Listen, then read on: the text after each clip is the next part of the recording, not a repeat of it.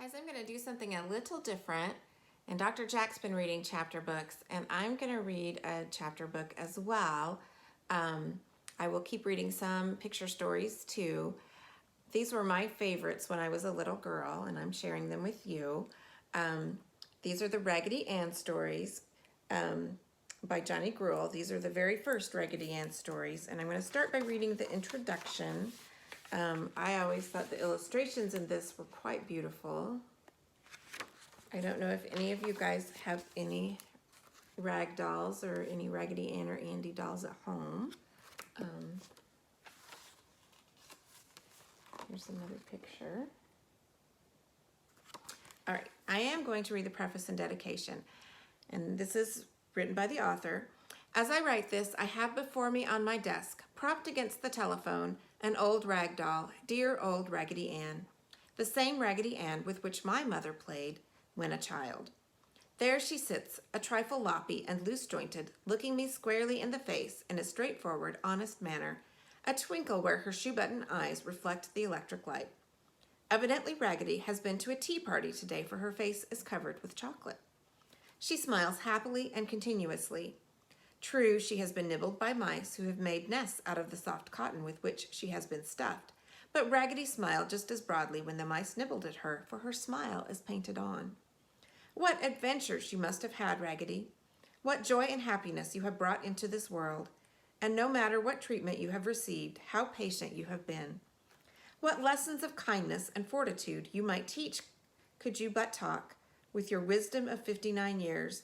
No wonder rag dolls are the best beloved. You are so kindly, so patient, so lovable.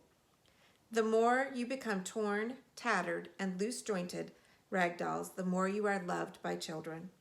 Who knows but that fairyland is filled with old, lovable rag dolls, soft, loppy rag dolls who ride through all the wonders of fairyland in the crook of dimpled arms, snuggling close to childish breasts within their which beat hearts filled with eternal sunshine. So to the millions of children and grown-ups who have loved a rag doll, I dedicate these stories of Raggedy Ann. Introducing Raggedy Ann. Marcella liked to play up in the attic at Grandma's quaint old house way out in the country, for there were so many old forgotten things to find up there. One day when Marcella was up in the attic and had played with the old spinning wheel until she had grown tired of it, she curled up on an old horsehair sofa to rest. I wonder what is in that barrel way back in the corner, she thought, as she jumped from the sofa and climbed over two dusty trunks to the barrel standing under the eaves. It was quite dark back there, so when Marcella had pulled a large bundle of things from the barrel, she took them over to the dormer window, where she could see better. There was a funny little bonnet with long white ribbons. Marcella put it on. In an old leather bag, she found a number of tintypes of queer-looking men and women in old-fashioned clothes.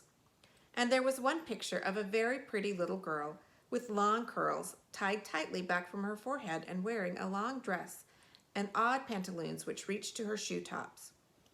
And then out of the heap she pulled an old rag doll with only one shoe-button eye and a painted nose and a smiling mouth.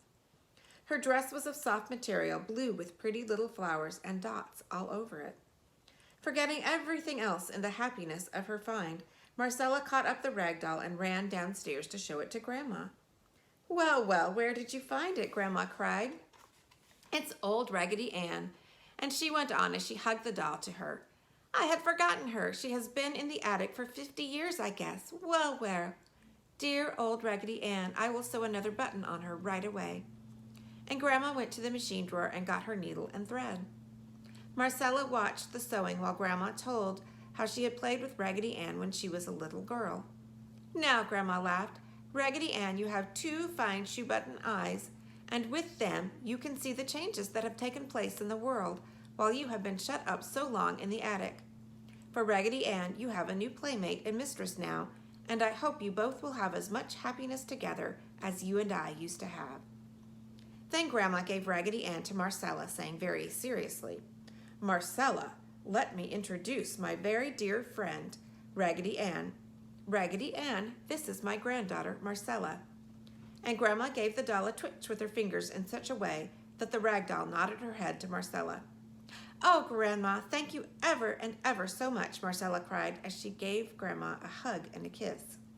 "Raggedy Ann and I will have just loads of fun." And this is how Raggedy Ann joined the doll family at Marcella's house, where she began the adventures of Raggedy Ann, told in the following stories. Alrighty, and there's the picture. That's the introduction. We'll read more stories later.